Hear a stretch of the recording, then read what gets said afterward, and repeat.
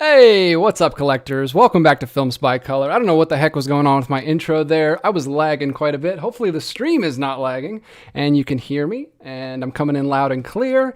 Wow, we are back. Live streams are back. Welcome back to the channel. Welcome back to another live stream. It's been a couple months since we've done one of these, but I'm excited to talk new releases with you guys again. I'm expecting this to be a smaller crowd this evening because, like I said, we haven't done these in a while. So hopefully people will find us again and we'll start talking movies here pretty soon. If you missed my channel update that I posted earlier this week, go ahead and check that video out because I won't be able to rehash everything in this live stream, but basically we're going to be cutting back the new release content back from every single week to once a month. I'm going to try to do one video once a month covering my most anticipated releases that are coming out each month. Try to keep up with the new releases still, but I don't have time to do it every single week anymore. So tonight we're going to do it as a live stream. See how it goes. I'm still debating whether or not I want to make this an edited video, a little bit of a shorter video to get people out. But tonight we're going to do it live because I've missed you guys. We haven't done it in a long time, so we're going to talk about it. The other thing that we covered in that channel update video was memberships. We launched memberships this week. Very exciting. Long time coming, but I finally got it out, and we got several people who've already signed up. I want to give a quick shout out and a huge thank you for the support, guys. We got Poker Staples, we got Emmanuel in Paris, Citizen Kane 359, John McDowell, Jason Lovestad, Tyler Ray Hawkins, and Mackenzie Wilkes. All have already joined. There's 3 different tiers. I tried to set it up like a movie store, so there is the New Arrivals tier, the Staff Picks tier, and the Cult Classics tier. Take a look at that. Hit the join button down below if you're interested and you want some ad-free, uncut, and extended episodes. We also have a Discord. People are just starting to get into the Discord. It's taken a little bit for people to get in there, but once it gets going, I'm going to enjoy talking to you guys down there. Let's see what people are saying in the live chat here. We got quite a few folks here. Robert Rogers is here. Kevin House is here. Dan's Den is here. Joe is here. Everybody's got like a little crown and a number by their name. I don't even know what that means. I left for a couple months and now live streams are different. Josh Knoll is here. Carrie Witt is here. Beetlejuice. Bailey Walsh is here. And yeah, lots of good folks here. Good to see you guys again. It's been a while. It has been a while. Carrie Witt says, hopefully you got your Tron pre-order. I don't know. We'll talk about what's coming out this month right now. Let's not waste any time. Let's jump right into it. I've made a list of all the things that I am most interested in, and it's a pretty big list. I didn't want to limit it to like top 10 or top 20 or 15 or anything. I just wanted to go through and pick whatever stood out to me, whatever I'm interested in. In an ideal world where money was no object, I would like to own all of these, but there's no way I'm going to be able to buy all these, especially some of the bigger box sets. So we'll look through them and see what's coming out this month, and I'll eventually pick some of them up and show them to you guys. So first up, I'm not going to go in any like ranking order. I'm just going to go through the ones in order as they came out. The first one here is not a boutique release, which mostly is what we'll be talking about this evening. It's actually a studio release, and it's a re-release of something that's already existed in the past, but I don't have it. And I don't own these movies at all. I only own the first movie, and it is Superman. Superman, which I'm only interested in because recently I showed my son and daughter, both my kids, I don't know why I said it that way, I showed my kids the first Superman movie. Right there, Superman the movie. And they loved it, because they love Superman, because I've shown them the Fleischer shorts. Yeah. And I showed him the first movie, and I was like, well, maybe I should, because I didn't really have any interest in the sequels, but maybe I should go ahead and grab it for the kids. Maybe I should grab it for the kids, because I've heard that the sequels are better for kids anyway. They're more aimed at kids. So I should probably grab this. I don't know, though. It's pretty expensive. It's a Steelbook box set. It's one of those nice Steelbook cases that holds all 5 Steelbooks, I think, because I think the Donner cut is in here. But maybe it's just included in the same Steelbook. It looks like it's only 4. Interesting. So let me know if you have that set. If you think it's worth it. What's the price point? I didn't even look at that, but I'm sure it's very expensive. $134. $134. That's pretty pricey. It's a nice set. I don't know if I'll end up picking that one up or not, but it's 4K Blu-ray and digital for all 5 technically films. Something to think about. But there are things on this list that I will definitely be getting, and we'll go through that. I don't want to show you my ugly Google Doc. That's not very appealing to the camera. But there's a few here from Warner Archive that I'm actually really excited about. I'm not the biggest Warner Archive collector, but these are pretty cool. I love these kind of collections that they're doing, especially the Errol Flynn one. If you guys haven't seen yet, they're doing an Errol Flynn collection from Warner Archive, and it's got The Adventures of Robin Hood in it, which I already have on Blu-ray, so I don't necessarily need it for that. But I love The Adventures of Robin Hood. It's a wonderful movie. And then also it has The Seahawk, which is another great film that I've seen. And I already have that on Blu-ray as well. But I do not have the other four, and I haven't seen the other four. And it doesn't really look like the other four. I guess some of them are adventure movies. I like Errol Flynn for his adventure movies, but Adventures of Don Juan is probably an adventure movie, but some of these just look like dramas, war films, all kinds of stuff on here. So this is pretty cool. I'm assuming that all of these are already released by Warner Archive, and that's why they're just kind of putting them all together in one case. So maybe I could get the individuals, but I like that they're doing these cases. They're doing another one with Greta Garbo, I think it is. I took a link here. Let's see if we can pull that one up too, because that's another actress that I have not seen nearly enough of.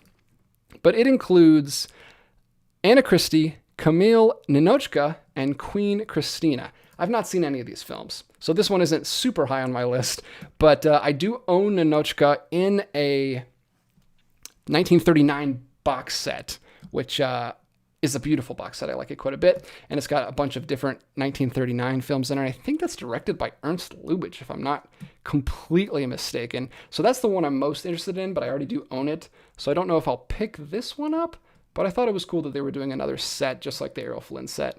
And then they're doing one more, which caught my eye because I love these kinds of films.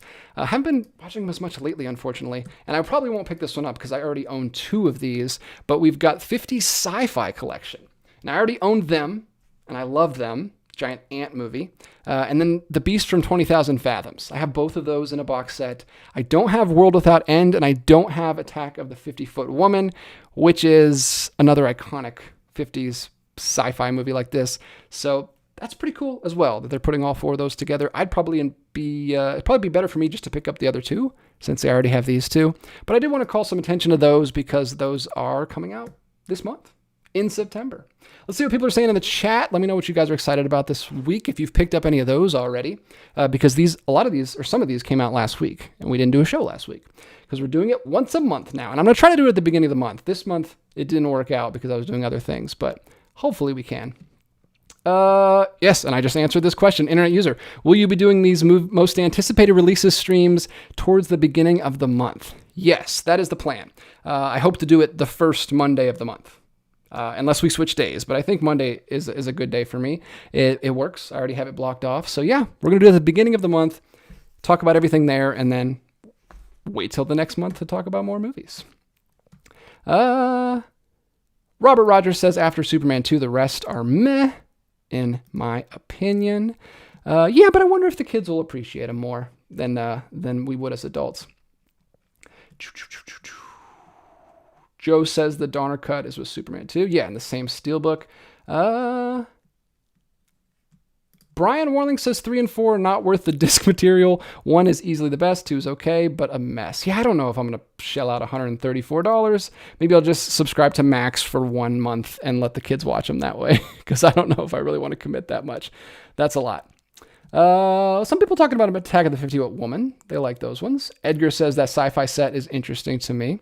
Yeah, there's some cool stuff. There's some cool stuff in there. Next up, we're going to do one more kind of along the lines of Warner Archive collection. This one caught my eye. This actually has a release from a different label, I think, but Film Masters has come up several times on this show in the last couple of months, and they're releasing a really cool silent Tarzan film from 1918. This is one of the earliest Tarzan movies. I'm sure I don't know if it's the first one or not, but it's got the same title as the book, Tarzan of the Apes. And I love Tarzan from this period. For some reason, when we were doing black and white Tarzan movies, like I love the 1932 one. That has sound, so it's not the exact same thing. But like actual safari footage of real animals from this period is so, I don't know, it's such a vibe for me. I love watching these. I showed my son some of Tarzan the Ape Man from 1932. I didn't show him the whole thing because it does get pretty not safe for children. But I showed him some of the beginning parts where Tarzan's just kind of swinging around, jumping on hippopotamuses and hippopotami and whatever the plural of hippopotamus is, and then like crocodiles and stuff, and when he's interacting with the animals, and it was pretty cool. He liked that quite a bit. But this is even earlier. This is 1918. Film Masters. I still don't own any Film Masters releases, but they do some cool stuff.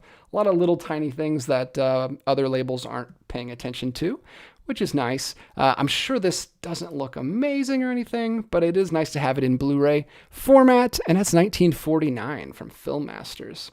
So that's pretty cool. That's another one I wanted to call attention to, because I would love to have that someday. I don't know when I'll get around to watching that, but I love those old-timey adventure movies from that period.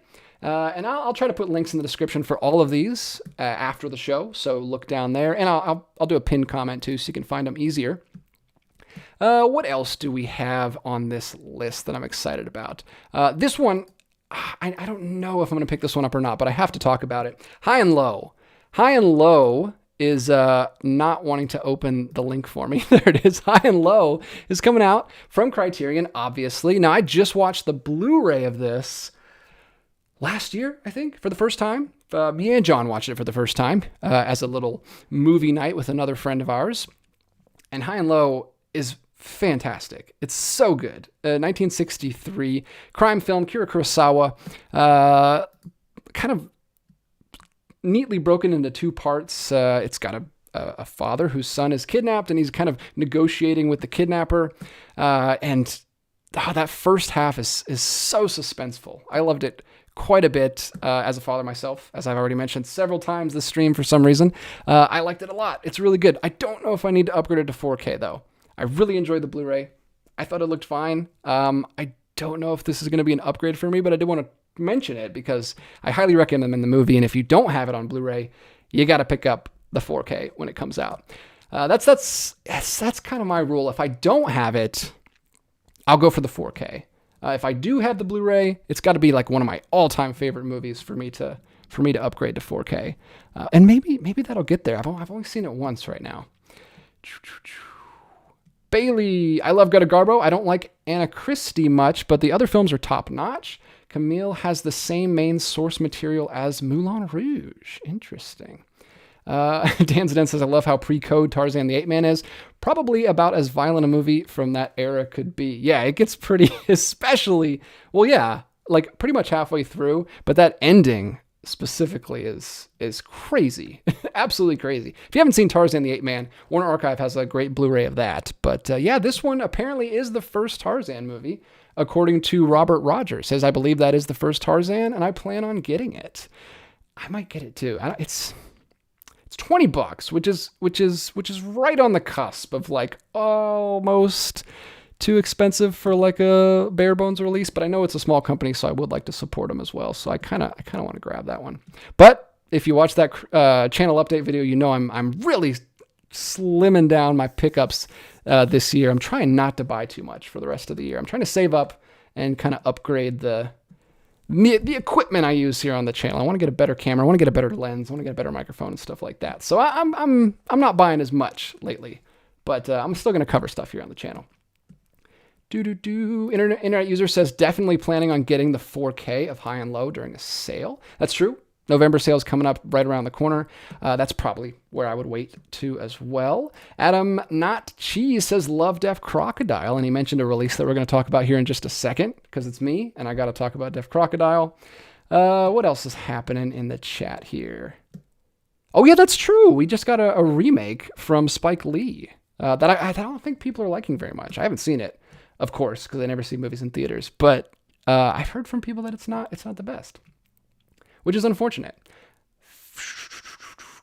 Let's see. Let's get back to what we're covering tonight, because I got a lot of stuff to get through. What is after High and Low on the list?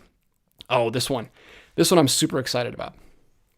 Okay, so Flicker Alley, and let me jump back and grab something from the back. I totally forgot to grab this, but He Who Gets Slapped is getting a release. There it is. Actually, I don't need to grab my copy because it's right here. They have a beautiful picture of the slipcover. I showed this off a couple weeks ago. Flickr Alley sent me the slipcover ahead of time as a little sneak peek, but I don't have the release yet. The movie hasn't come out yet. It's still available for pre-order. But this is Victor Herrström, Swedish director. He did a film with, why am I blanking on the guy's name who's in this? It's the big horror guy. What am I doing? Lon Chaney. Lon Chaney plays a clown in this, like a deranged clown who's had his life turned upside down, and he's just absolutely miserable. I've seen this movie. It has a Warner Archive DVD from back in the day. That's what I watched it on. But I'm so excited to see this upgraded to high def on, it's at least a Blu-ray. I don't think it's a 4K, but it's getting a Blu-ray.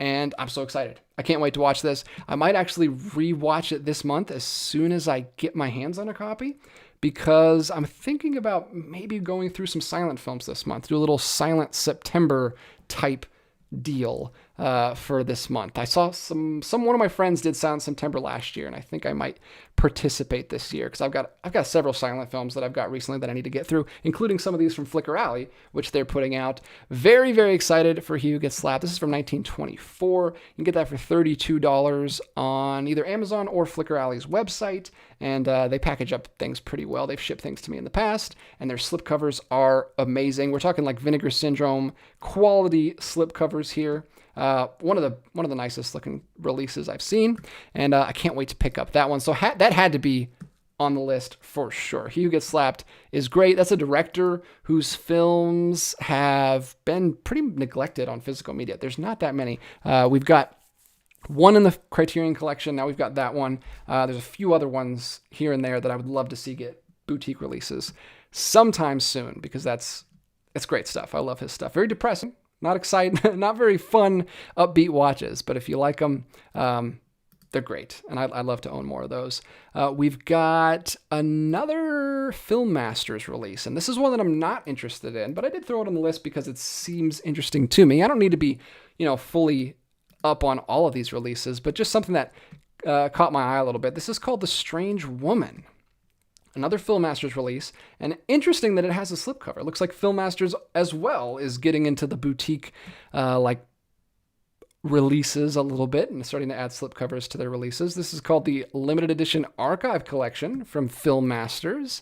And this is directed by Edgar G. Ulmer, stars Hedy Lamarr, George, I'm going to butcher all these names probably, but George Sanders, Lewis Hayward, Gene Lockhart, and Hilary Brooke. And it is about an 1820s New England beautiful but poor and manipulative Jenny Hager marries rich old man Isaiah Poster, but also seduces his son and his company, Foreman. So 1946 film, so we're getting into sound films here. It looks just like a straightforward like romance drama kind of film, but it seemed interesting to me. And I'd never heard of it before I saw this release as I was flicking through the September releases. If you've seen The Strange Woman, let me know in the chat, because that one looks pretty cool as well. And that is also coming out very soon, September 9th. So tomorrow. So we're into the second week of releases already. And then we're about to jump into some Deaf Crocodile releases. Let me see what people are saying in the chat here real quickly. Kevin House says Tarzan and His Mate is the best of the early Weissmuller Tarzan films. Weissmuller is the one who plays Tarzan in 1932 film. So I don't know how many Weissmuller films he actually did, but I really like the first one. I haven't seen any of the others, so I need to keep watching through those. Hopefully the other ones will get Blu-ray releases here pretty soon. Tyler Ray Hawkins, look at that. Oh wow, interesting. So when you are a member, you get fancy stuff by your name. Look at that. So very excited to finally see this one. He's talking about High and Low, one of my favorite first watches. So amazing. It really was. It's one of those ones that you just kind of sit. I was watching it with two friends, and you just kind of sit there afterwards, and you're just like staring at the screen, and no one's saying anything. We did talk about it after, but for a few minutes, we were just kind of like in awe of it for a little bit. So it was great. Robert Rogers says, definitely want to get He Who Gets Slapped. Saw it on TCM. It's one of MGM's first releases. It's great. It's really cool. I didn't know TCM showed that one. That's great. What else do we have? Uh-oh. Don't do that. My Google Chrome just tried to get me to update. That would shut down everything. So please don't do that. I deferred. I hit the defer button. Carrie Witt says slipcovers in 2025 should be a no-brainer. Majority want them, and they add little cost for the label. Yeah, I don't know how much it costs to print up slipcovers, but yeah, I kind of agree with you. I like a good slipcover. I mean, I don't think Criterion's ever going to do slipcovers. I think they've done like one. Haven't they only done one? They did Pink Flamingos randomly with a slipcover. Have they done any other Blu-rays with slipcovers that aren't like digipacks? They don't seem to care. They don't want to do that stuff. Bailey Walsh says, I have The Strange Woman recorded on the DVR. It was part of TCM's lineup for Hetty's Day of Summer Under the Stars. See, all you guys with TCM, I wish I had access to TCM. I have enough stuff to watch, I guess, already, so it doesn't matter. But I remember when I used to have TCM, it was great. You could just flick it on, and anything that came on was pretty reliable, pretty good watch. Next up, of course, going back to Criterion, we've got This Is Spinal Tap. I'm very excited to see this one. Never seen it. Never seen this movie. I know, which is kind of blasphemy, but it's coming out from Criterion. Coming back to Criterion, I should say, because it was obviously already in the collection before. This is the 1984 docu-comedy, music film, whatever you want to call it. I'm excited to pick this one up. This will be another November pickup for me, or Grace. I think Grace will probably snatch this one before I have a chance to. But it's coming out next week, September 16th, and that's going to be available 50% off, obviously, in the Criterion sale in November, so I'll be waiting till then.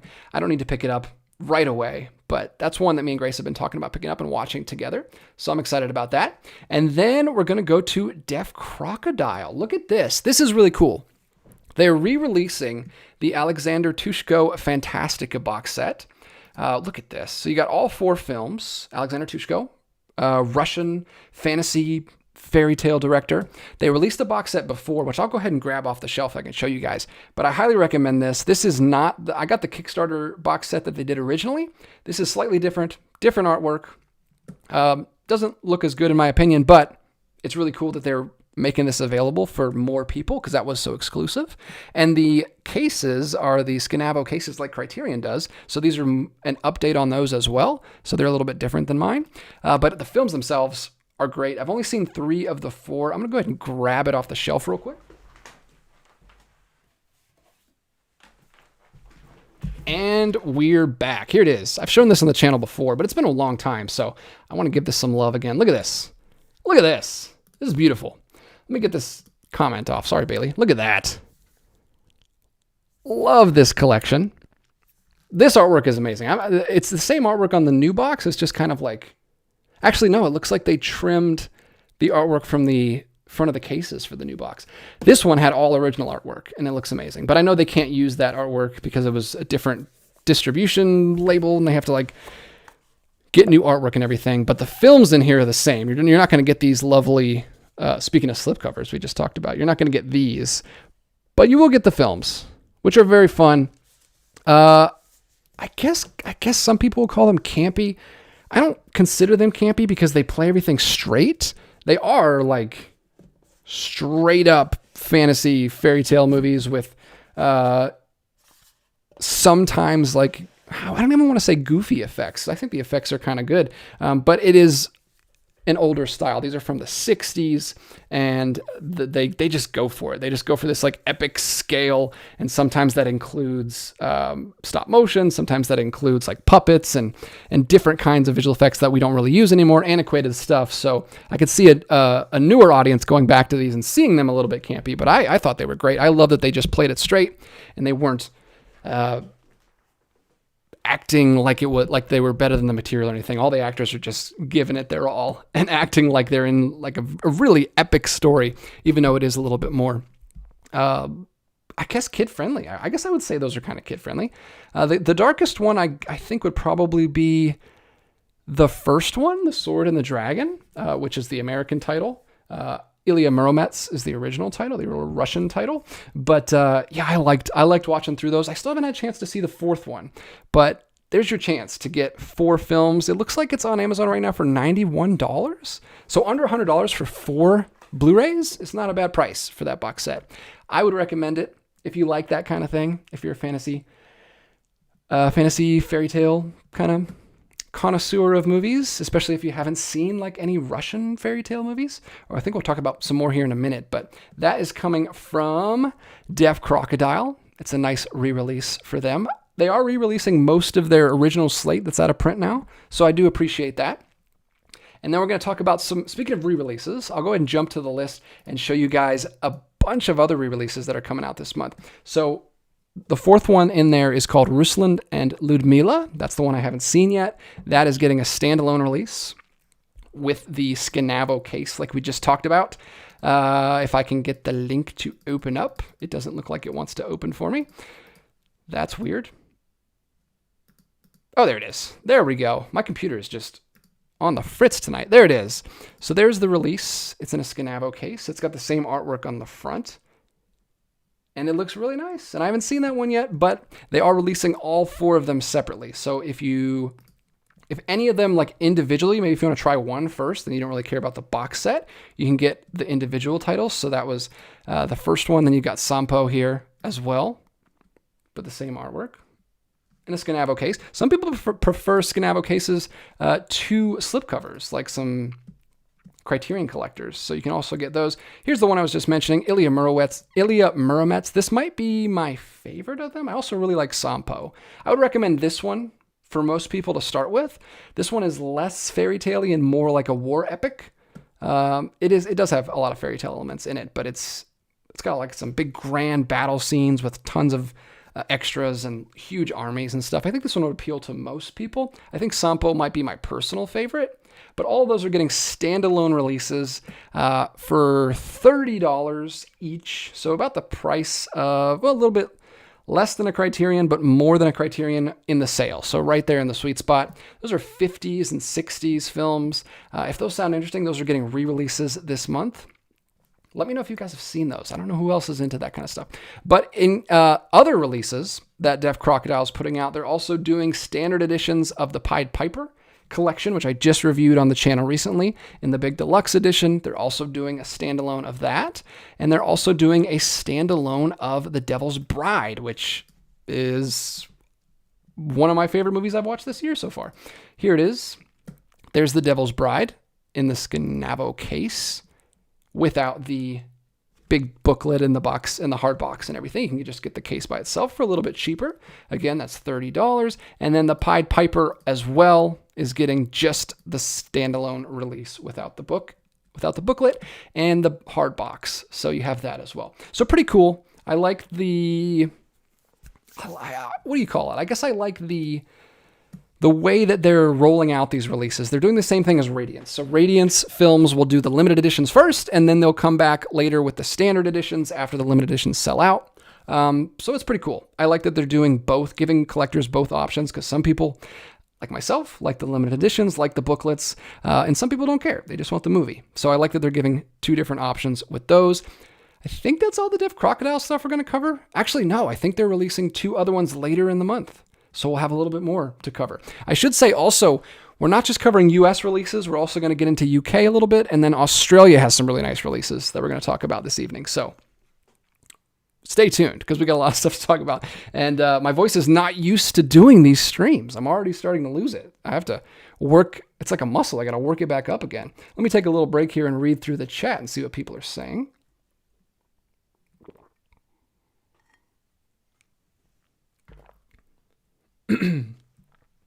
Dwayne says, I feel like doing a slip for Pink Flamingos was on purpose. Yeah, it seems such a weird choice to do that for. It had to be intentional.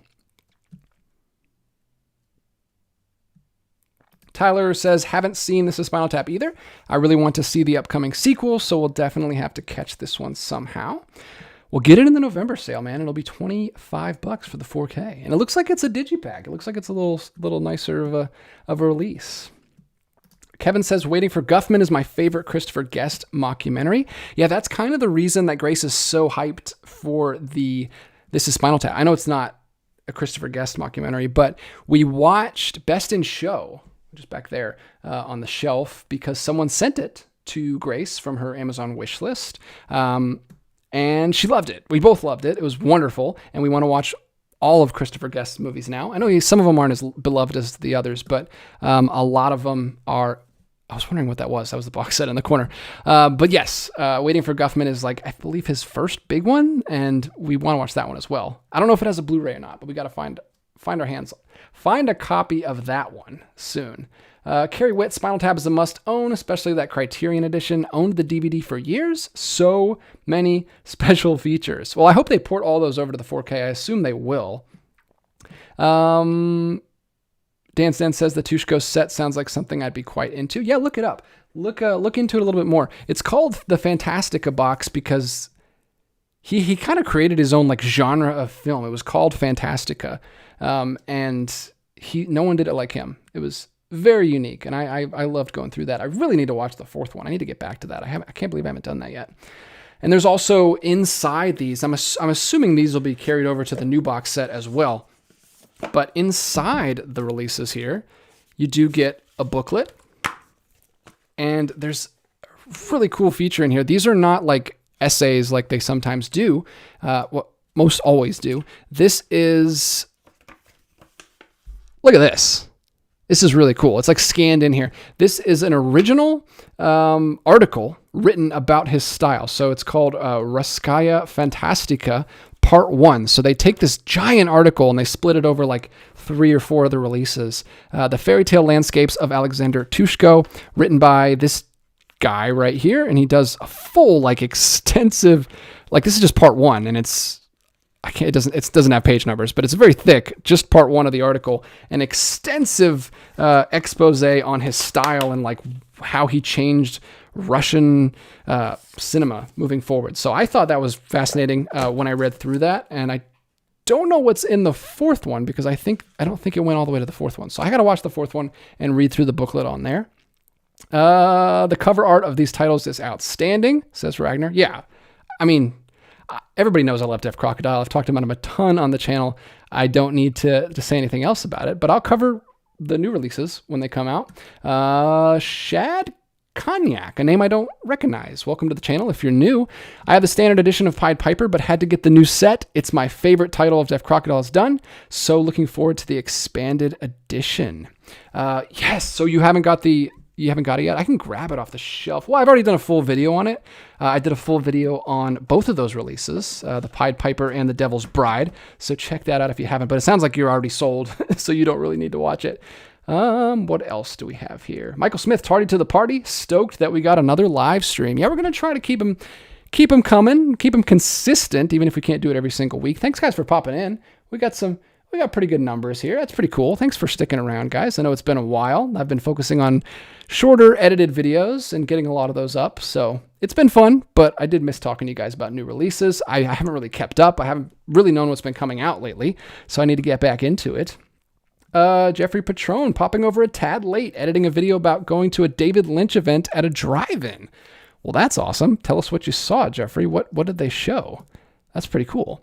Carrie Witt, Spinal Tap, Best in Show, Guffman, Mighty Wind. And then Carrie Witt, yes, the original Criterion Spinal Tap features will be on the new 4K. Sweet. Okay, I love going through some features. I've been going through some features recently on some titles that I'll be talking about here. Especially these umbrella releases. I've already done a video about them, so I don't know if I'll talk about them again on the channel. But I've been reading through this booklet for the fall. I loved the fall. I watched through all the special features of the fall. That set is incredible, but also The Science of Sleep. The Science of Sleep I just watched this past weekend with Grace. I absolutely adored this movie, as I kind of thought I would. It seemed like a movie I would love. And the booklet in there is great as well. I read through those, and I can't wait to dig into some of the special features. Haven't had a chance to do that yet. I've been focusing on this box set from Imprint, watching through all the special features on these and all 3 discs in there, because I'm going to be doing a video about that soon. I'll probably record that pretty soon, as soon as I can, actually. Maybe tomorrow. I got to get that up pretty soon, because there's some Imprint releases I got to talk about. But let's go back to the new releases, see what else we got to talk about. This is another big one. Speaking of Criterion, this is a must pick up for me. It's Flow 4K, winner of Best Animated Feature last year. I still have not seen this movie. I refuse to use streaming services, and I know it's been on Max forever. but I just haven't watched it. I want to wait for the physical to come out. I almost broke down and bought the Tarzan 4K release that they released over in the UK. Didn't get a chance to grab that one. Was hoping to see it at Orbit when we were there. But it wasn't there yet. I don't think it had come out yet when we went. We just missed it or something like that. Or maybe they were just sold out. But I wanted to pick it up. I'm probably just going to end up getting the Criterion, which is a close second. It's not a hard box or anything, but it's a nice little digipack. And the cover art looks good. And I can't wait to see this movie because everyone has been raving about it. I still haven't seen it. It seems right up my alley. Flow on 4K. Let me know if you've seen that one. We've already talked about that one a while back when the Tarzan came out, but it's finally coming to Criterion, so we'll get a chance to look at that one. This one I threw in here as kind of a maybe. I've never seen this movie. I don't know if it's going to be my kind of thing. I do like stop motion. I like this kind, I like Nightmare Before Christmas. It's not like one of my favorite things. I didn't grow up with it. I didn't see it till I was an adult. I feel like that's one that you have to grow up with. But I do try to watch it every year. I've shown it to the kids. They enjoy it. So I kind of want to see Corpse Bride. I don't know if I need like a big... Well, this is actually pretty cool. I don't know if I need this Lionsgate looking steelbook. It's not Lionsgate, but it kind of... Is it Lionsgate? It is Lionsgate. No, it's Warner Brothers. Okay, it's Warner Brothers. It looks like a Lionsgate steelbook with that clear slipcover and everything. So let me know. Should I pick up The Corpse Bride? Is that one that I would like to watch? Is it a good Halloween movie? Something to pop in October or something? I put it in here just in case because I know a lot of people love this era of Tim Burton, and I just completely missed it growing up. I wasn't in the Tim Burton scene at the time, but maybe I should have been, and maybe I should still give it a chance. See if it's something I like. And then we got to go back to Criterion because we've got a massive release. So excited about this. We've done a whole video about this. Me and Grace both excited to pick this one up. We've been rewatching. Well, we already did. We rewatched all of his films before we went to see the new one, which we liked quite a bit. And this does not include that, of course. This is just his first 10 films. But man, this is going to be amazing. I can't wait to pick this up. It will definitely be a November sale pickup because I cannot afford... I don't even know if I can afford it in the November sale. But I'd love to own it. This is what I'm saying. This is a list of things I'd love to own. Who knows if I'll actually be able to afford them, but this is such a cool release. I love that we're finally getting his films in 4K. I think they'll look good in 4K. I think he's a director that warrants the 4K treatment, and I think he deserves a box set. He's been working with Criterion forever, and now he's very closely connected to the Criterion brand, so it makes sense that we're getting a box set for this. It looks very high quality, which I can't say for a lot of Criterion box sets. They're usually very flimsy and prone to damage. I'm not crazy about Criterion's box sets. They're not great, but this one looks good. Looks like it could be one of the greats up there, maybe with the Bergman set. Obviously, that's a lot more films, but this one looks cool. So, Wes Anderson Archive, if you're a huge Wes Anderson fan, that is coming out. When is that coming out? September 30th, all the way at the end of the month. So that's the last week of the month, right before spooky season kicks off. I guess we're already in spooky season for a lot of people, but October for me is really when I start watching through all the spooky movies. So I'll probably wait till November to pick up the Wes Anderson box set. We're also getting standalone releases of Isle of Dogs and The French Dispatch on 4K, which is very cool. And if I wasn't planning on getting the box set, I would be so stoked to get The French Dispatch on 4K because that might be my favorite Wes Anderson movie. It's getting there. It's slowly working its way up to the top. Every time I watch it, I like it a little bit more. I don't know if it'll ever pass Moonrise Kingdom, which is my current favorite, but it is getting there. I like it quite a bit. Look at this. This cover art is amazing. That's really cool. That's when you know you have problems, is when you're tempted to pick that up as well, like on top of the box set. I don't need to do that. I need to just have one version of each movie. But that's really cool that we're getting standalone releases for both of those.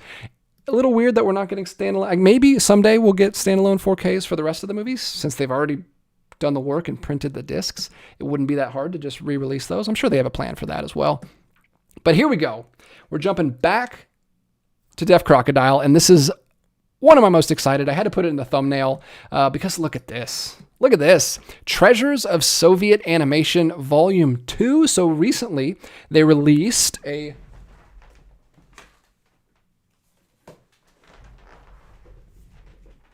Treasures of Soviet Animation Volume 1, right here. Box set. This is what their new box sets look like. Amazing release. And now they're releasing Volume 2, and this one is especially exciting because it includes a film that most of us know, or at least it includes a film that is well known in America by some people who grew up with it, because there was an American dubbed version, an English dub of The Snow Queen, which is included in this set. It includes The Snow Queen by Lev Atamanov and The Scarlet Flower and The Key.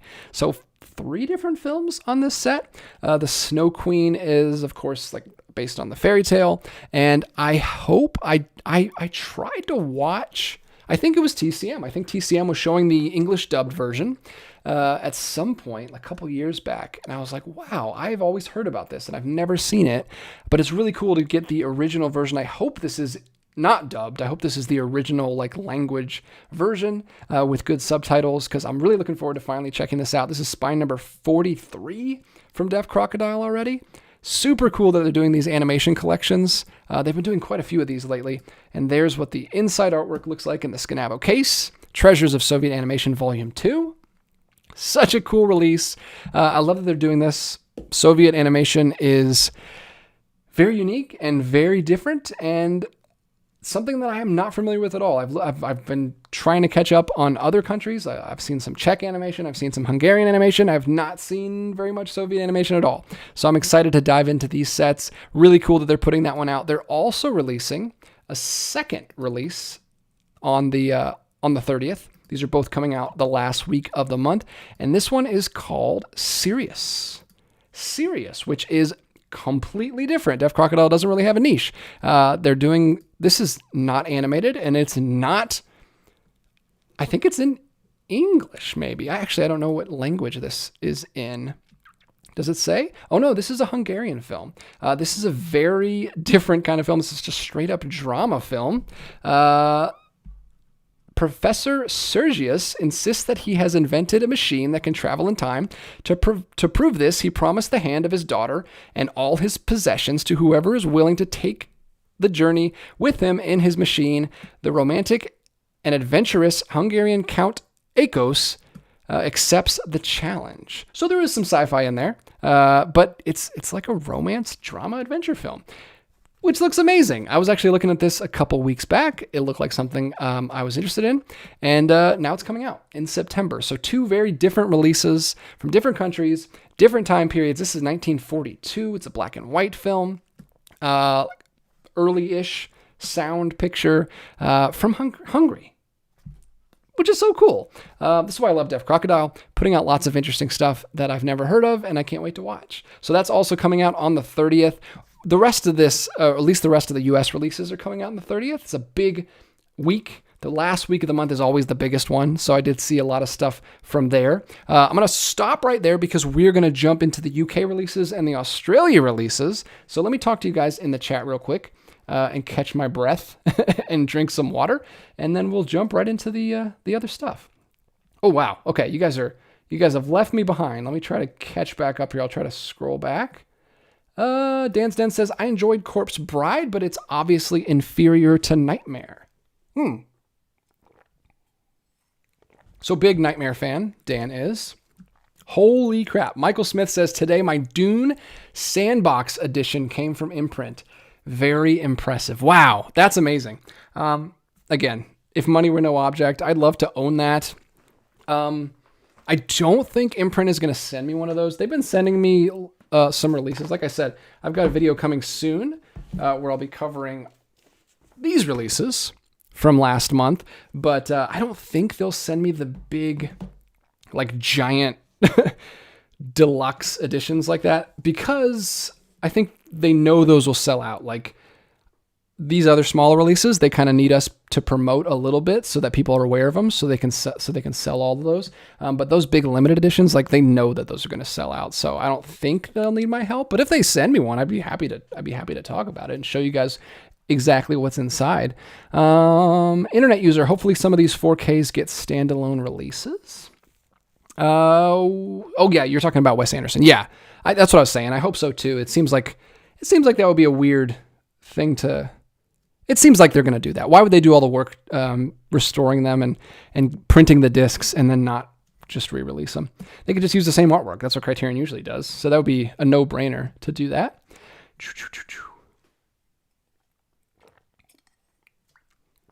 Here we go. This is a great question. This could be a whole video. Ethan. Ask this in the comments so I can respond to it in a shorter video. Just curious, the way you consume movies, particularly Criterion's. Do you watch the film, then dive into the supplements, then read the essay, or do you start with the essays, etc.? No. I don't start with the essays. I don't like, because sometimes they'll spoil stuff. Sometimes, yeah, obviously, if you're writing an essay, you expect people to have seen it, so you can just kind of dive into the themes and stuff. So no, I don't read first.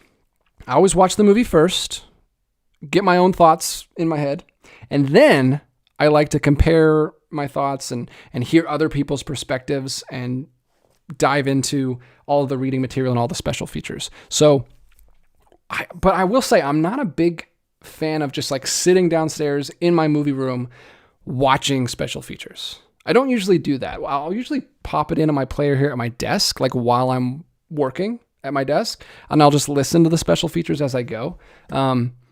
And then what I like to do with the books is just, I do like to read the books. So I usually watch the movie. To answer your question, I watch the movie, then I read the essay, and then I'll kind of listen to the supplements in the background as I work or do other things. I wish I was tech savvy and I knew how to rip discs, because I would absolutely love to rip commentaries and interviews and stuff and put them on my phone and just listen to them in my headphones. That would be the dream. I've heard of other collectors that do that. I don't know how to do that. Someday I need to hurry up and figure that out. But I will say, some people don't care at all about books or booklets. My pitch on booklets, and the reason I love booklets, is because you're basically it's like you're part of a book club, a movie club. It's like you're a part of a movie club, and you watch the movie, you digest the movie, you enjoy the movie, you think about the movie, and then you get to go to the movie club and hear all of the other people's opinions who just watched the movie. And you get their perspectives, and you get their interpretation of the film, and you get new ideas that you didn't pick up on when you watched the film. And you get such a more full experience. It's just like it's like I sat down and talked to like 5 of my friends who had completely different experiences and were very articulate and well, and really good writers. And I get to talk to them about the film. It's the best. I love booklets, and I love when, especially like Criterion usually only does like one essay. I love this. Give me 5 different people's perspectives on the film. Let me decide whether I agree with them or disagree with them, or it's great. It's just like a movie club. I love it. So that's what I do with the books. That's why I always read the books. I hear collectors sometimes who are like, I'm never going to read that, or people, the people that always want to talk down on boutique releases or special edition releases, or the movie only people. They're like, I just need the movie. Obviously, no judgment. If that's what you want, that's what you want. But they act like I don't need to pay $20 more for just packaging. It's not just packaging. Like, this isn't packaging. This is art. Packaging is like the saran wrap around it. That's the packaging. You're getting art. You're getting a poster. Art cards, whatever. I'm not going to defend art cards, but you're getting a full, like a more complete experience with the film. At least I do. I really appreciate that part of it. I would rather have that whole experience of the film and live with it for a little bit, for a few days or a week, than to just own like 5 more movies that I may or may not have the time to get to. So I don't know. That's just my take on it. I know some people don't care. Some people just want to watch movies, and that's totally fine. I respect that as well. I just don't like when they talk about it like it's just packaging, because it's not just packaging. It's a lot of great stuff in there. Josh Knoll says spooky season kicked off September 1st for me with the 1982 classic Poltergeist. Wow, you got an early start. I've already got my Spooktober watch list all picked out for October, but I'm not going to start until October because I got other stuff I want to do in September. Do, do, do, do.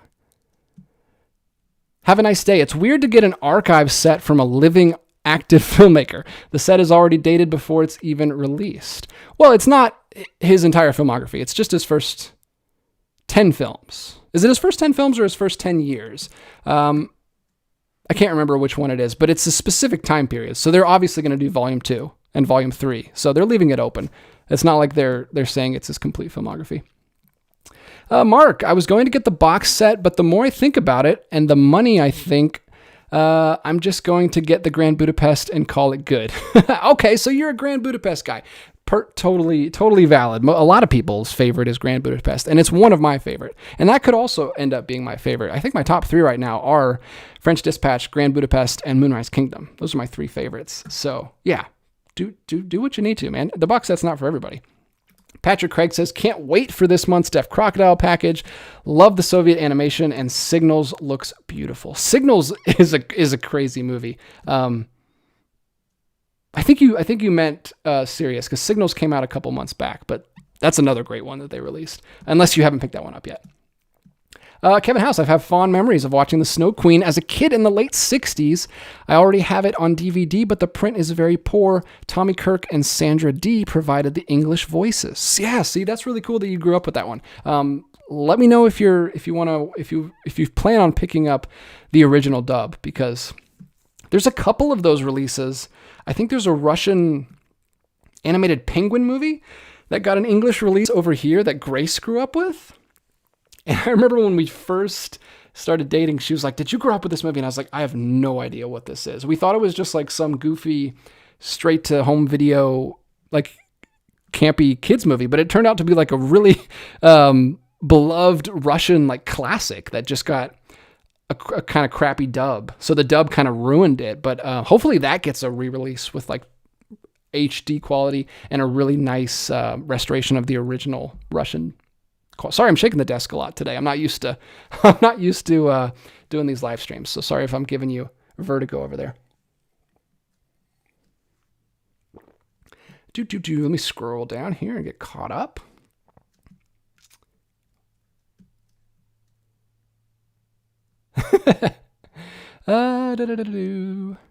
Michael Smith, I will defend art cards. Good. Do not understand the hate they get. How are they any different than posters?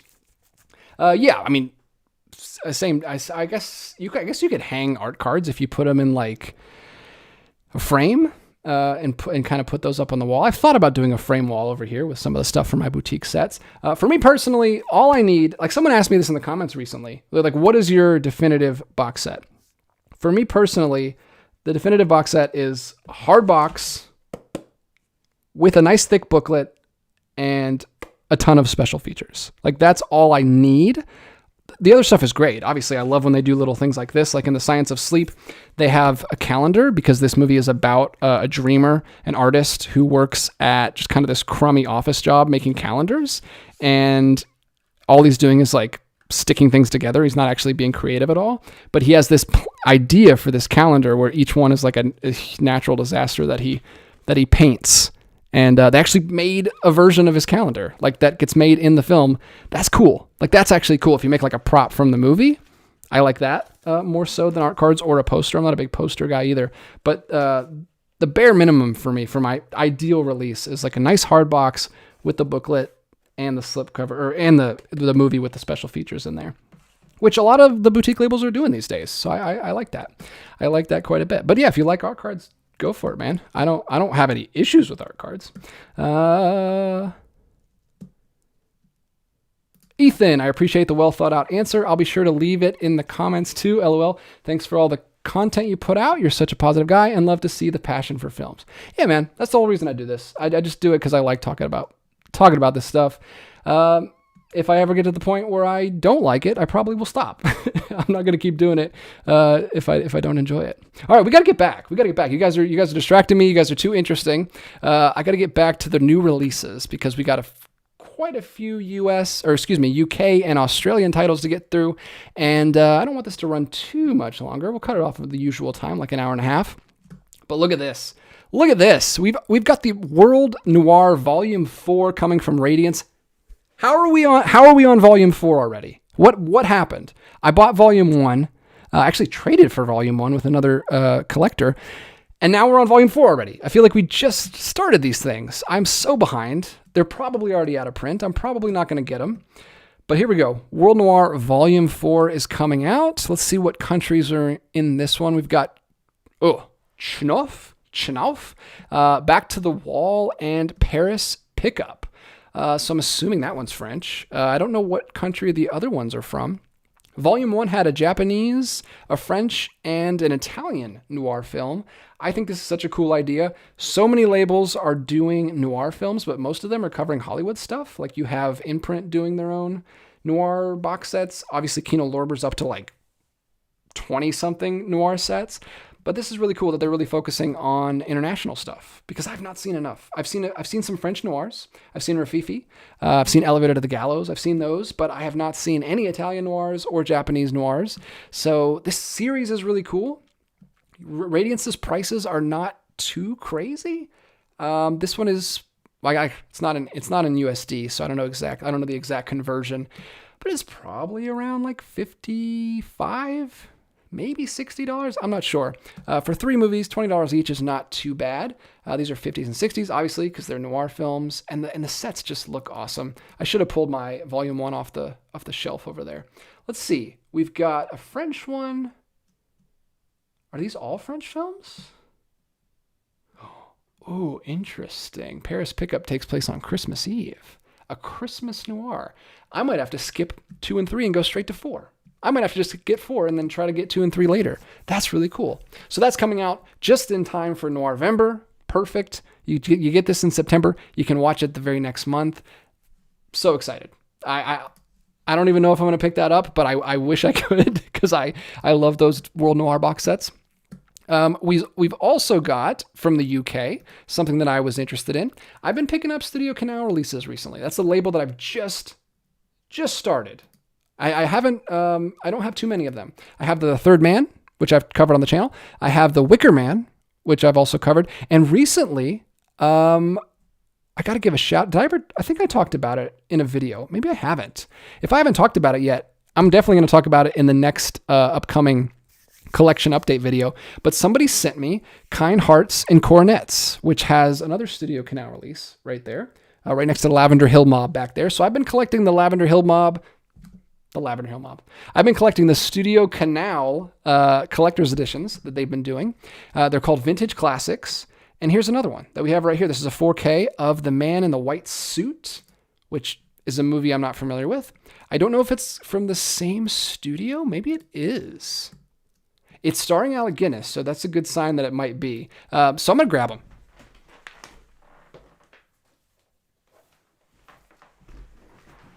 So I've grabbed them because I can't stop grabbing things off the shelf. So we got the Lavender Hill Mob when we went to Orbit DVD, and Grace and I loved this movie. It's a heist comedy starring Alec Guinness.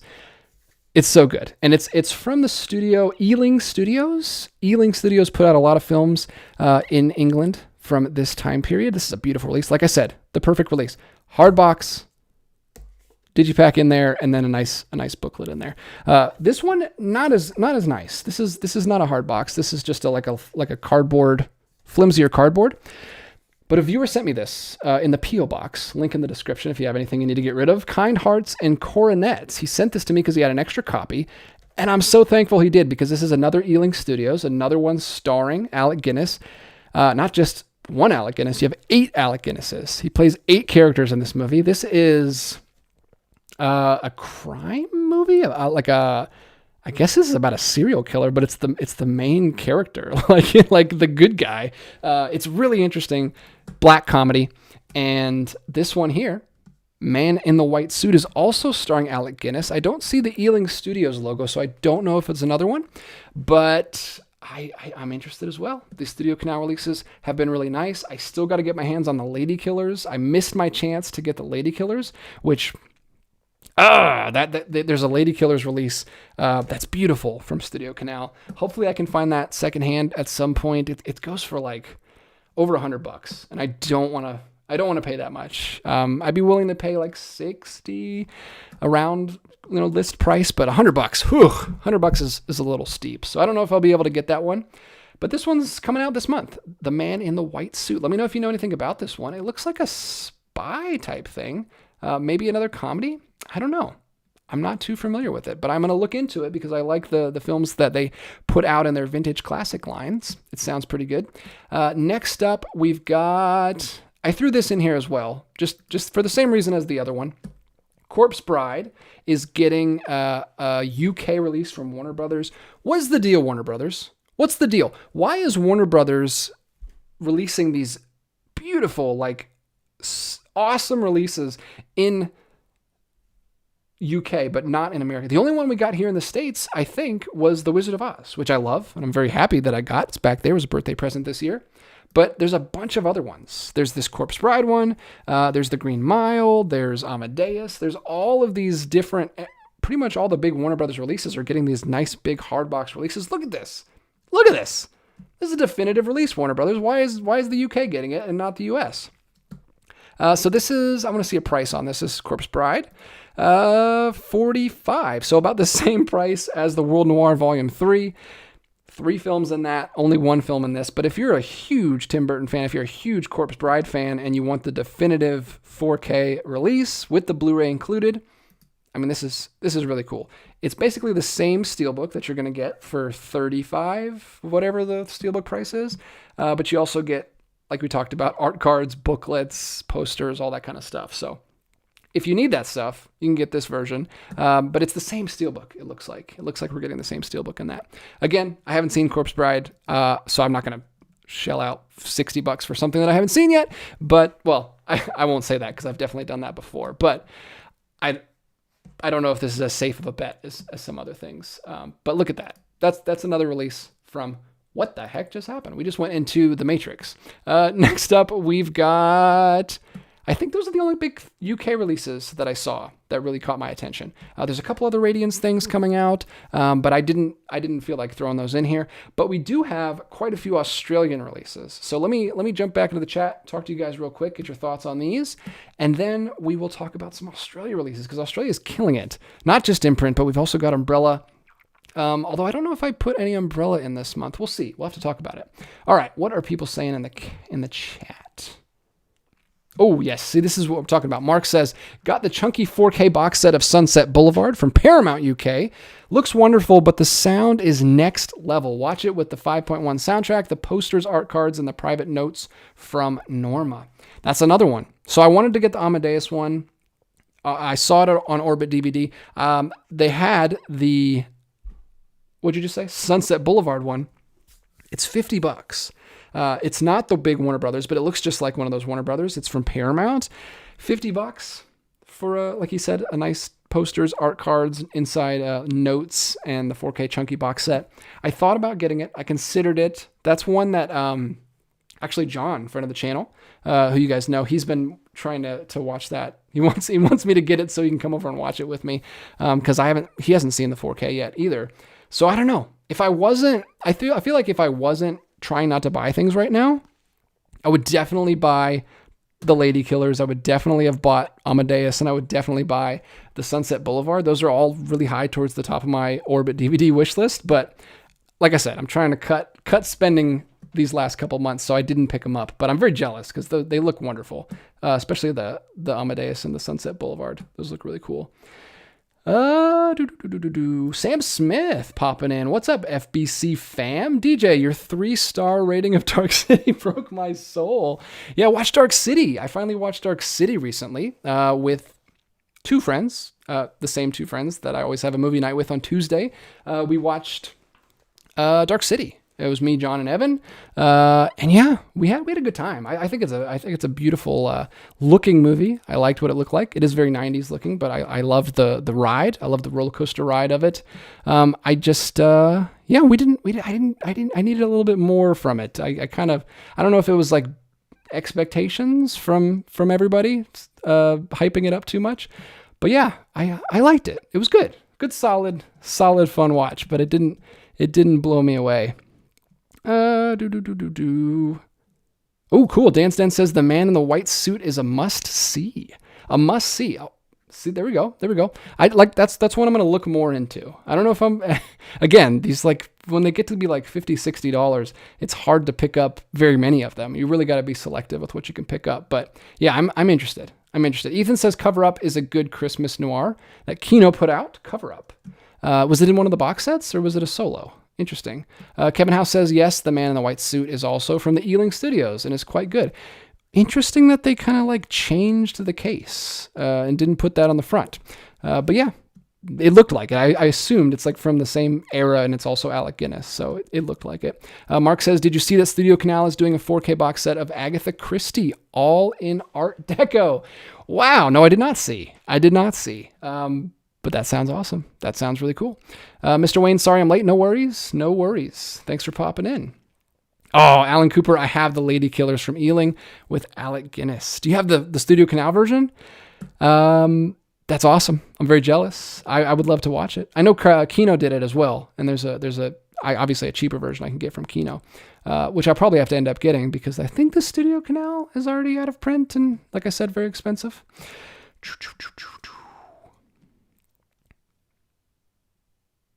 The Cinematheque, Warner Brothers UK released things directly, whilst in the US they share distribution with Universal. Something to do with that, I would imagine. Interesting. So Universal interferes with their releasing of the collector's editions? That's annoying. Well, I guess. I've noticed they've been doing them forever in the UK. Like for a long time they've been doing those deluxe editions. Like there's ones for Christopher Nolan's Batman trilogy. There's one for... Excuse me, pouring some water into my mug. But there's one for Willy Wonka and the Chocolate Factory. They've done them for like years and years. And there's a Beetlejuice one that I would like to get because I think that's like a nice October watch every year with the family. But yeah, they're all out of print and they're all $80, $90 on eBay, which is where I finally see them. And it sucks. Let's see. What else do we have here? Beetlejuice, Australia labels better get some US distribution. Yeah. You'll see a common theme with these Australian releases as we dive into them, is they're going to be pretty pricey.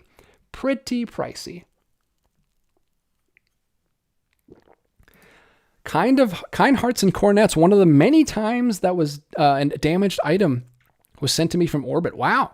Sorry to hear that, man. Yeah, I could see that because it's very flimsy. It's a very flimsy little cardboard case, which is unfortunate. Wish they would have done a hard box for that one. All right, let's get into these Australian releases, starting with a big one here. A lot of people will be very excited about this because the big thing when this release came out, it was a big deluxe limited edition from Imprint. Everybody very upset that there wasn't a standard option. Well, now there is. Now there's a standard option for the Neverending Story from Imprint. It's coming out at the end of the month, or actually it's coming out at the beginning of the month. It's already out, September 3rd. Here's the overview right here. It's got a case and it's got a steelbook. So they've done it again. They have got, not only are they releasing a standard version for the people that didn't want to get the big giant, you can see it right there behind me. It's right there right there. Huge, giant, big old Neverending Story box set. They've got a standard for people who missed that, but of course, it's different. They didn't just release that one for the other folks. It's a steelbook. So now, if you're a compulsive collector, I don't want to judge, but if you got to have all the versions of, if this is maybe one of your favorite films, then you have to have the steelbook as well because it's a different version. Same discs. Actually, I think that one has 5 discs, so it's not the same disc. It's only 3 discs. It's the original US cut. It is. It's only the original cut on Blu-ray on 4K and then the original cut on Blu-ray and then the German cut on Blu-ray. Wow, so you don't get the German cut on 4K? Is that true? Am I looking at this right, guys? Is that true? Because that kind of sucks. I loved watching the German cut on 4K. That's kind of crazy. I don't know if that's true or not. I'm going to have to look more into this release.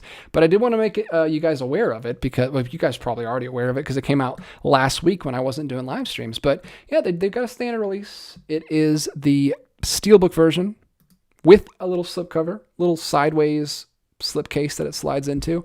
If you're a Steelbook person, or if you just didn't want to get the big giant box set, I don't have a price on this one because none of these are going to be available on Amazon. You got to get them from Imprint directly, but at least there's a more affordable way to get this release, because Imprint still is pretty pricey to get imported over here to America, because those are from all the way over in Australia, and this might even be out of print already. I have no idea. I haven't been keeping up. So let me know if you guys have that one or ordered that one, or if it's on its way to you right now. But The Neverending Story is getting a release, another release from Imprint Films. I knew they were going to do a standard eventually, but it's interesting that it's different, that it's a Steelbook.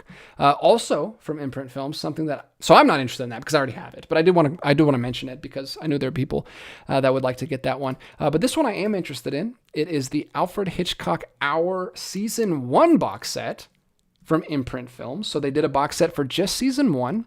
This is the 1962 to 1963 season, the TV show. Not any of his films, although they are doing box sets for his films as well. I think those have been delayed a little bit, but look at this. Look at this. I'm not a huge TV guy, but I'll go to TV for Alfred Hitchcock. And you got like this nice booklet here with all the discs in it. Actually, excuse me, the cases have the discs in it. This book is just a hardcover book. But it looks great. This treatment for TV shows, like, this is really cool. I was tempted by the I Dream of Jeannie and Bewitched imprint collections that they were doing, the big box sets. Could not justify, though, like $200 for a couple seasons of Bewitched, because they spread it over like 3 different box sets, I think, like 2 seasons each set. And they were $150. I think I Dream of Jeannie was like $200. It was very expensive. I couldn't justify it. But I'm interested in this. I think this is really cool that they're doing this. I don't know how many seasons this got, but it looks like, again, they're splitting it up into different box sets. Again, this is not me talking about things all things that I'm going to buy. This is me talking about things that I think are cool, and it would be nice in a world where money was no object. But that's pretty cool. Season 1, 1,600 minutes, the entire Season 1 on Blu-ray in a nice boutique box set from Imprint. That's pretty cool. Anyone picking that up? Anybody excited about more Alfred Hitchcock? That's nice. That's nice to see TV on Blu-ray. We've also got another box set from Imprint Films. I think all of these are coming out like right at the same time. This is a huge month for them. They've also got The Cinema of Powell and Pressburger, another crazy box set. You got 6 different movies in here, 7 cuts, so one of them has like a director's cut. I love Powell and Pressburger. I've only seen like 3 of their movies. How many of their movies I've seen? I've seen Red Shoes. I've seen Black Narcissus. I've seen Matter of Life and Death. I think I may have only seen those 3. So I'm excited to see more of their stuff. I know they have more stuff in the collection, the Criterion Collection. This is the Imprint Collection, and this is Volume 1 or Collection 1. So I'm assuming they're going to continue to go through their filmography and keep putting out all of their movies. Hopefully, eventually, you can get all of their movies from Imprint. So this includes The Spy in Black, 49th Parallel, The Life and Death of Colonel Blimp, which is in the Criterion Collection, A Canterbury Tale, which is also in the Criterion Collection. And then we've got A Matter of Life and Death and Black Narcissus. So if you have the Criterions for this set doesn't make any sense for you to pick up because you've already got 4 of the 6 films. But if you don't, and you really like Powell and Pressburger, this might work out. I don't know exactly the price for this one, but it's 6 movies in a nice big box set. It doesn't look like it includes a booklet, which is kind of a bummer for me because, like I said before, I love the experience of doing that. It would have to be a huge book, though, for like all 6 movies to have writings on them, but this is pretty cool. I like director collection box sets. I love the Scorsese one that Imprint did in the past, so it's cool that they're doing a Powell and Pressburger. Not crazy about the artwork. I feel like they could have done something different on the cover because it's just one shot from Matter of Life and Death instead of incorporating all of the films in some way. It's not even art. It's just a shot of one shot from one movie. So not crazy about that, but it is cool that they're doing a Powell and Pressburger set. Hopefully those restorations are good. Hopefully they're probably just Blu-ray. I don't think they're 4K. And those are sure to get 4K. I mean, we've already got Red Shoes on 4K from Criterion. I'm sure Black Narcissus will get a 4K from Criterion. So it is kind of a bummer that they're just Blu-ray, but Imprint, they usually do Blu-ray. Sometimes they do 4K here and there. But that's a cool set. Interesting. Don't know if I'll be able to pick it up, but a nice little set there. I'm going to stop right there. We've got a few more. Australian releases that I'm interested in, but let's see what people are saying in the chat. What do you think of Neverending Story? What do you think of Alan Pressburger, Alfred Hitchcock? I threw some big ones out there at you, so let me know your thoughts. Have a nice day says scalpers are selling the Neverending Story standard for $100+. Ugh. I hate scalpers. Like, I love the studios that, or not the studios, the labels that limit people to buying only one. I'm sure there's ways that scalpers get around that with like multiple credit cards or accounts or whatever, but at least they're trying. At least they're trying to keep these from doing that. Robert says maybe a standard of Bridge Too Far in the future imprint. Yeah, that was another big box set that came out recently. Not as big as that one, but again, it was one of their one of these. They like to do these kind of things with the little pop off top. What else do we got here? No Borders definitely need Angelopolis on disc. Love Landscape in the Mist. Whew. Well, that whole comment went straight over my head. I don't even know what you're talking about, but thank you for the recommendations. I'll have to look into those. Mr. Wayne, what are your top 5 directors? This is a great question. I've actually been thinking about this. I've been toying around with the idea of making a letterbox list recently of my favorite directors and then maybe turning that into some kind of video. I don't know. Offhand, I don't know what my actual 5 is. A small number. Man. Whew, that would be tough. But I'm thinking about maybe doing a video about some of my favorite directors. I mean, you guys know the ones that I mentioned. I like Wes Anderson. I like Ernst Lubitsch. I like Charlie Chaplin. I like... Of course, I can't think right now. I wish I had my Letterboxd open at the moment. But yeah, I mean, you guys know the directors I talk about a lot. Pierre Atax. That's a different one that I don't mention as much. Jacques Demy. I love me some Jacques Demy. 5 would be so hard, though. That's a tough one. 10, maybe. 15? 15, maybe? Josh Andrews. There is only one episode of Hitchcock Hour directed by Hitchcock, and it is in this set. 3 seasons. Okay, so 3 seasons. Okay. That's not too bad. I feel like they could, I feel like they could have done that as one box set, but I don't know how many episodes there are. It said 1,600 minutes, so maybe it was just too much to fit into one box set, at least in the style of box set that they usually do. Alex says Hitchcock Ultimate Collection on 4K was recently announced. I saw that. Of course it was. After I buy all 3 in. So if you don't know what he's talking about, they did these 3 different. I'm going to grab them real quick.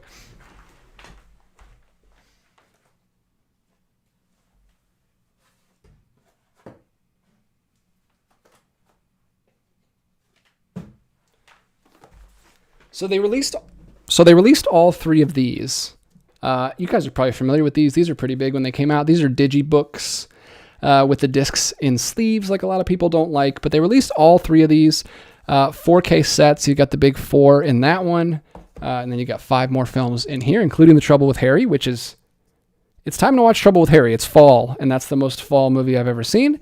And then you've also got 5 more in here, including Rope and Frenzy and The Man Who Knew Too Much. A lot of James Stewart ones. So they released all 3 of these. And now they just announced all the same discs again, re-releasing them all again in one box set. And it's also including, the Cary Grant one, the Spy one. That's never included in these because there's like a rights issue or whatever. Like Universal hasn't been able to release that in the past. They figured it out. North by Northwest is now going to be included in the set. So it's all, what is this? 5, 10, 14, 15. So it's all 15 films in one box set, which is pretty cool. Obviously, I kind of wish I held out and waited, but I watched these when they came out, or at least some of them. So I had a good time with those. I don't regret it, but it would be nice to just have them all together in one box set because these are pretty flimsy as well. Like the book is sturdy, but this is just kind of a flimsy little cardboard thing. And I'm sure the new one will probably be pretty flimsy too. It's Universal. They don't do hard boxes or anything. So I haven't looked at it extensively, but I did see that was coming out and it's pretty cool. If you miss those, or if you miss the Steelbooks or all the different ways that they've released these, because they've released them like 50 different times, then that's probably a good buy for you if you missed all those other ones. What else do we have? MG is still holding out. MG is still waiting for his perfect never-ending story. He says Imprint needs to do another never-ending story, a standard that is not a steelbook. So he wasn't impressed with the box set. He does not want the steelbook. Maybe you'll get your wish. Maybe eventually they will just put out a standard once they've milked us for as much as they can. Yes, I can only imagine how Black Narcissus would look on 4K. It's a beautiful film. And it has a Christmas time. Well, it has a Christmas scene, at least, like one big, very important Christmas scene in the movie. So I might pop that in around Christmas time this year. That might be one I want to show my friends that haven't seen it, because it looks incredible. I think that was the first Powell and Pressburger film I ever saw, or maybe second. Maybe I saw Red Shoes first. I can't remember, but those two are the big ones.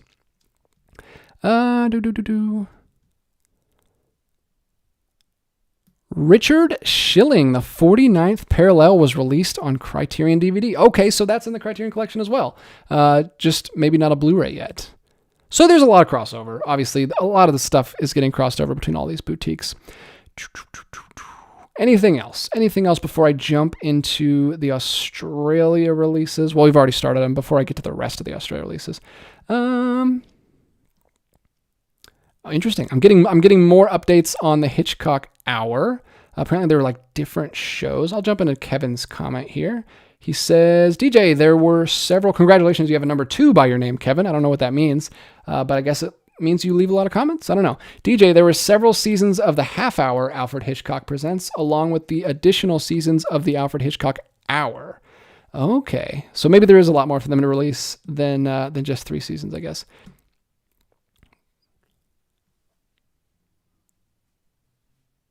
Have a nice day says, I thought it was really cool that you made a video saying you didn't care as much about covering weekly studio releases. I like film channels that cover stuff they love, so props. Yeah, it just feels like I was talking about too much stuff that I wasn't really into, I wasn't collecting, so it just seemed kind of like a waste, because there's other channels that are more passionate about that stuff that you can go listen to, and so yeah, thanks, I appreciate it. What else is coming out from Australia? Another big old, and I'm not going to pick this up, obviously, but The Keep. Have you guys seen this? They need to do a better job at showing the scale of these things, because I did not know how big this was. I guess it makes sense if this is the disc size. This Keep release is enormous. Enormous. It's almost just as big. It's a little bit shorter than the Neverending Story, but it's much, much thicker. I've seen some people post about it on social media. But this is huge. This is it's a gigantic set. Again, this is only if this is like one of your favorite movies of all time. But again, you've got full-sized scripts and full-size documents and 4 discs and like a documentary about the film, probably. I don't know what that last disc is.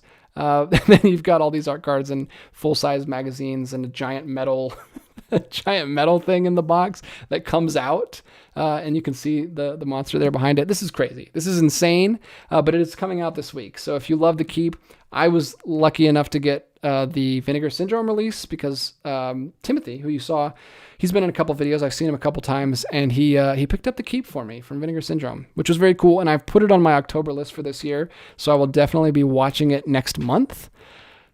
But if you missed the Vincent and you got a lot of money to spend on 1983's The Keep from Michael Mann, that is coming out this month as well. Imprint is killing it this month. They're releasing so many movies this month, so many releases, so many limited editions. We're gonna jump into a few more here from Imprint. I don't know how they keep up with all this stuff, but this one I'm actually genuinely very, very excited about. And I will get this one eventually. I don't know if I will be able to pick it up when it drops, but someday I'm going to get this one because I'm so excited about this. This is Tales of Adventure Collection 7. I've covered the Tales of Adventure collections before on the channel a couple times, and this is volume 7, and it's such a cool way to do a box set. I love this. I'll talk about it. I really like the way they put their box sets together sometimes. Like, I'll talk about it in an upcoming video with Blue and Fade In, but this is such a unique box set that they did for this one. This is really cool too. It's only the Thief of Baghdad movies. So you've got the original Thief of Baghdad from the silent era, which is Douglas Fairbanks, I believe. And then you've also got the Thief of Baghdad from the 40s with Sabu, which is in the Criterion collection, but not on Blu-ray. It's only on DVD. It's stuck on DVD.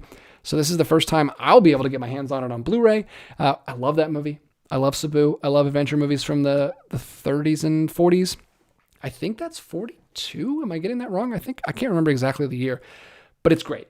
And I love it. And I can't wait to watch it on Blu-ray. And then The Thief of Baghdad from like the 50s. I don't know that one. I'm not familiar with the third film. 69, it looks like. Wait, these years cannot be right. Why are these years? It says 45 to 69, but one of them is a silent movie. That year cannot be right. But look at that.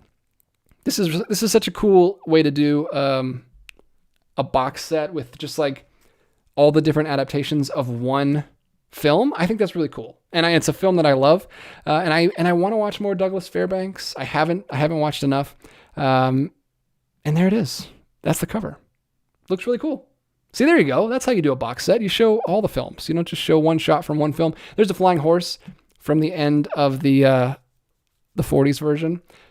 That's really cool. So that's cool. I'm excited about that. That's Tales of Adventure Collection 7. And then we've also got Tales of Adventure Collection 8, which is all underwater stories. So we've got, This is all like Jules Verne-esque stories. So we've got 20,000 Leagues Under the Sea, which is a direct adaptation.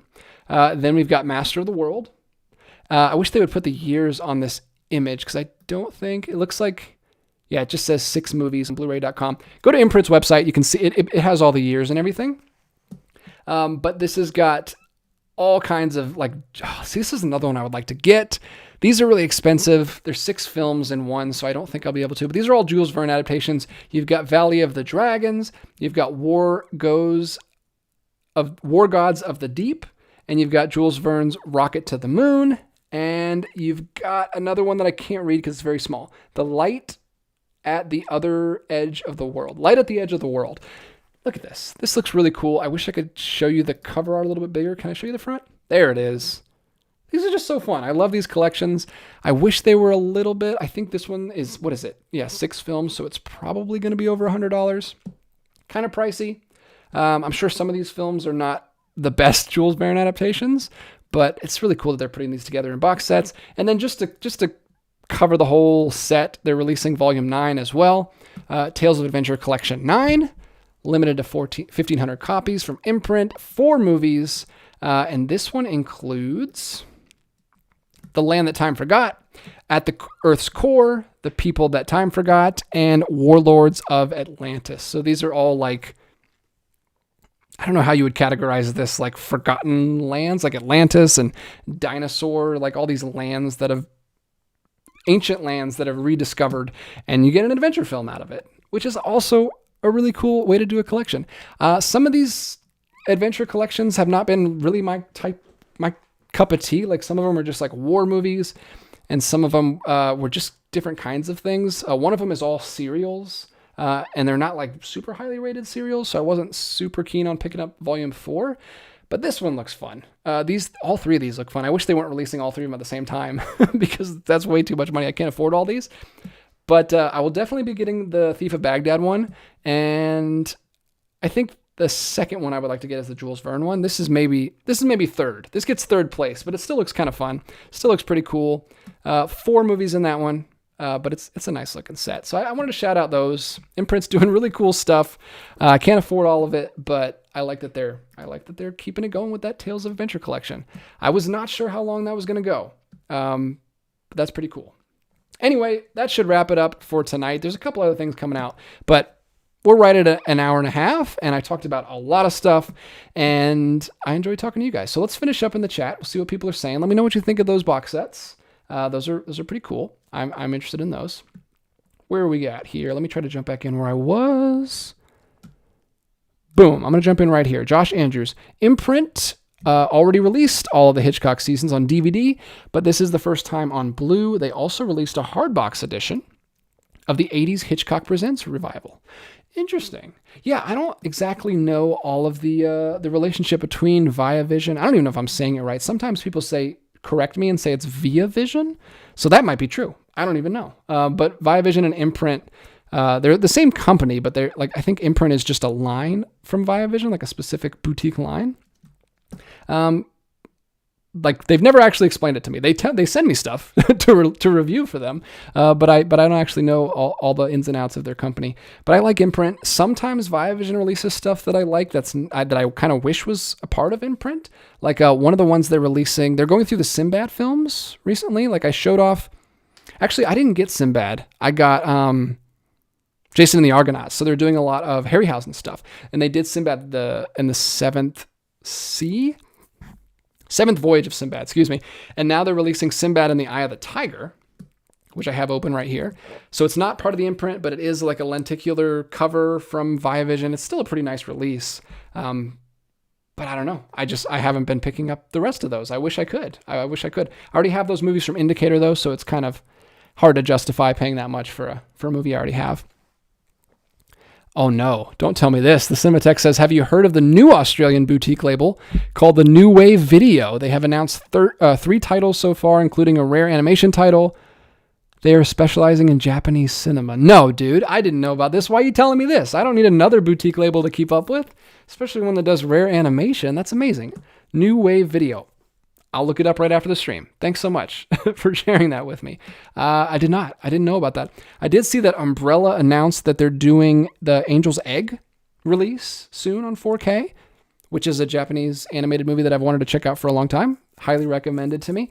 And that's coming out towards the end of the year. So I have to get that one if I can. Umbrella actually announced several things that I'm interested in. No Umbrella releases tonight. I didn't see anything on their September slate that really got me super excited. Umbrella's hit or miss with me. Some of their titles I really, really, really like, and then sometimes it's not really my cup of tea. So I'll talk about Umbrella on these shows when I can.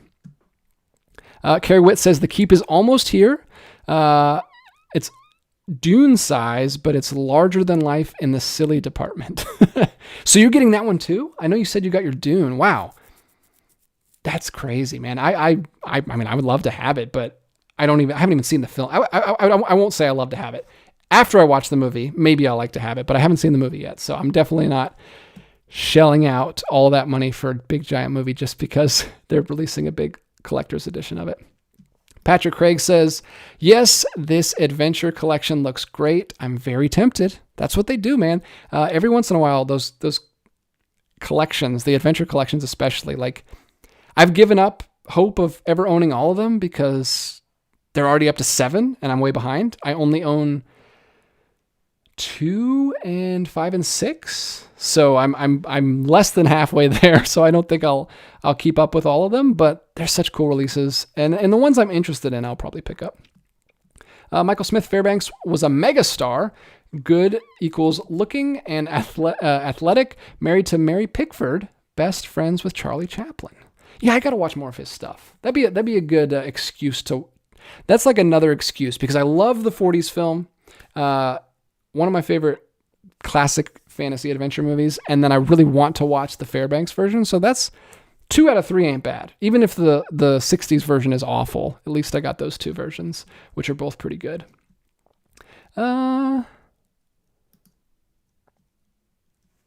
Fat Yeti, any chance you can go over the differences between the new Hitchcock Ultimate Collection 15 movies versus the older one that had the TV shows in the white packaging?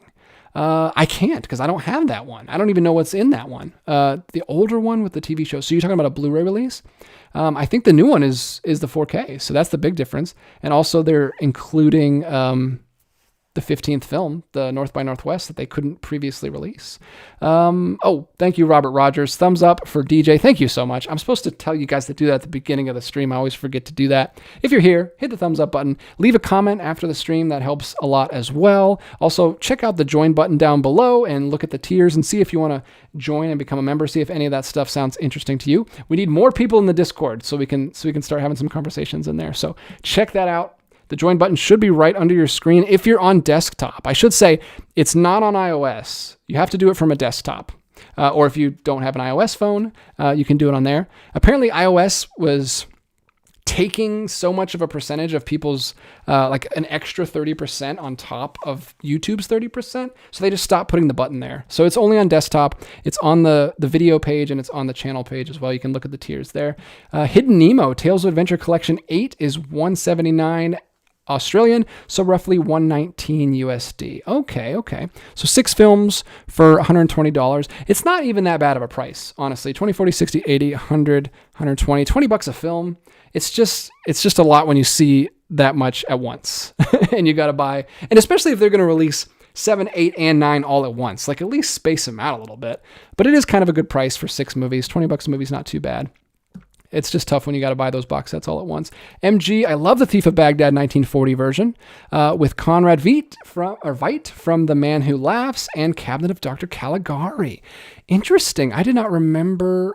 Oh, I saw that before I saw both of those movies. So that makes sense why I didn't know that. But yeah, it's great. It's such a fun movie. I showed parts of it to my son. I don't feel like that's one that you can show your kids the whole thing, but parts of it I showed to my kids. Like they like the genie part. They like the giant spider fight in the spider web. Like there's some really cool visual effects, early visual effects that you can show kids. First film to ever use a blue screen. I learned about that film back in college when I was doing a visual effects class. Such a good film. I love it. One of my favorites. I got to get that box set. I need to get it somehow.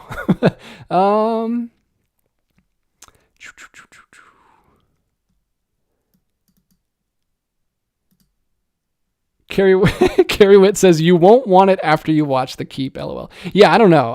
That could go so many different ways. I guess it can't go so many different. It can go two ways. I can either like it or I can really not like it. It seems like most people don't like that movie. So I was thankful that someone gifted it to me.